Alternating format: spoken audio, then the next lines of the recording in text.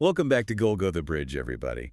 You know, we always say we love a good mystery, and, well, this time, you've really outdone yourself. Oh, is that right? Yeah, I mean, this material, wow. This is some seriously intense stuff. I'm intrigued.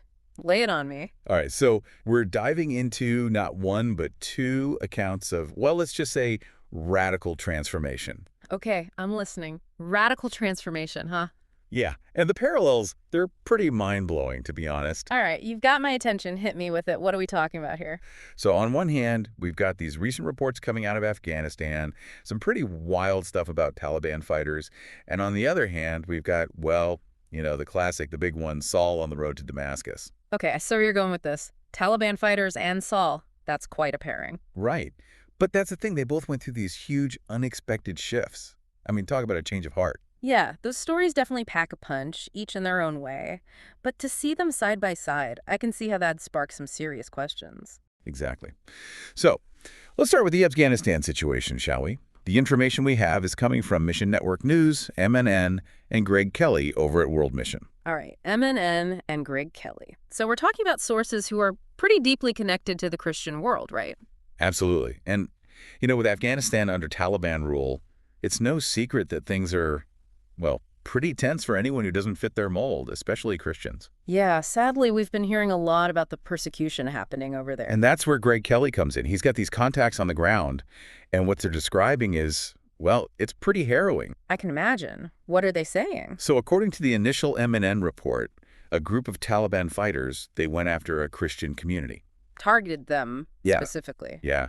And from what Kelly's sources are saying, it sounded like there was, well, a complete loss of life, the whole community. Oh, wow. That's awful. It really underscores the very real danger people are facing over there simply for their faith. Exactly. And it's against this backdrop of extreme violence that the story takes this, well, almost unbelievable turn. A turn. Okay, now you've really got me on the edge of my seat here.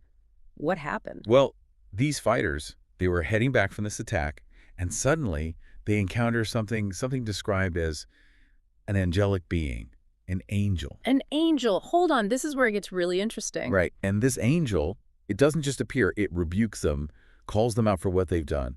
And then, get this, it gives them an instruction very specific. Specific how? What did the angel tell them to do? It told them to find a particular person, a leader within the underground Christian movement. Wow, talk about a divine intervention. I mean, here they are, fresh from this horrific act, and they're being told to seek out a leader of the very faith they were just attacking. I know, right? And that's not even the craziest part. There's more. What happened next? So they actually do it. They follow the angel's instructions, find this underground church leader, and then, according to the report, they lay down their weapons right there in front of them.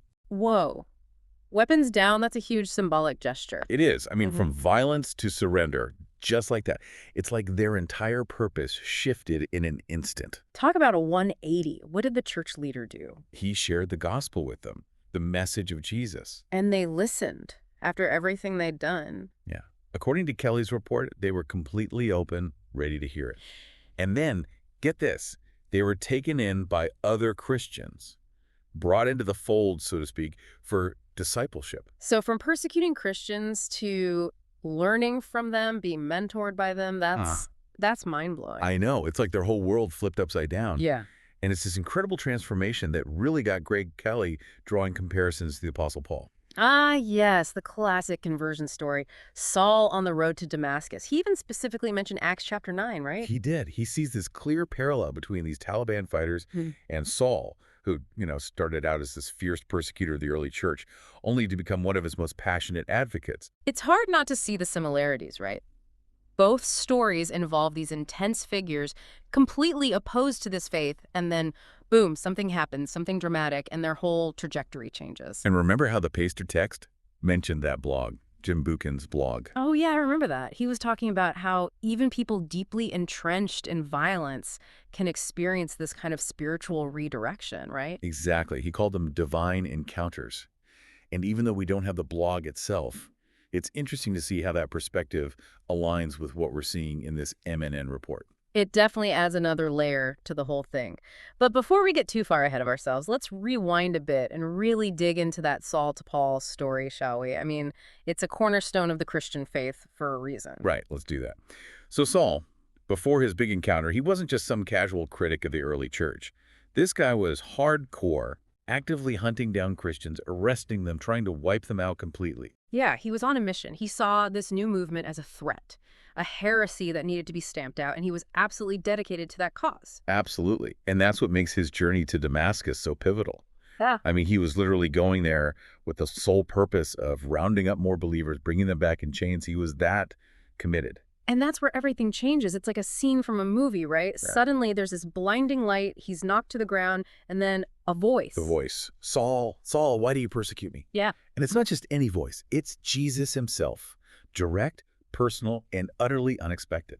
Talk about a wake-up call. And the impact is immediate, right? He's physically blinded, utterly dependent on the very people he was going to arrest. It's like this physical manifestation of his spiritual blindness, his inability to see the truth about Jesus. It's powerful imagery, for sure. And it's not like he instantly understands everything. He's led into Damascus, blind, confused, waiting. Yeah. Then we meet Ananias, this believer who, despite being terrified of Saul's reputation, obeys God's command to go find him. It's a brave move, to say the least. And what happens next is really the turning point, right? Ananias restores Saul's sight, and he's baptized, symbolizing his full embrace of this faith he was trying to destroy. And from there, the transformation is nothing short of remarkable. Saul, the persecutor, becomes Paul, the apostle, the evangelist. He spends the rest of his life spreading the word, writing letters that become part of the New Testament, going on these incredible missionary journeys. It's hard to overstate his impact. And it all stemmed from this one encounter, this divine intervention that completely reshaped his life. And that's what makes the comparison to these Taliban fighters so compelling, right? It really is. You've got these two groups separated by centuries, yet both deeply entrenched in opposition, both experiencing this sudden, unexpected shift, and both ultimately finding themselves transformed by their encounters with the divine. You can't deny the parallels. It's like a blueprint for radical transformation. Both stories highlight the power of redemption, the idea that no one is beyond the reach of change, no matter how far gone they seem. And that's exactly the message Eminem and Greg Kelly are trying to convey, right?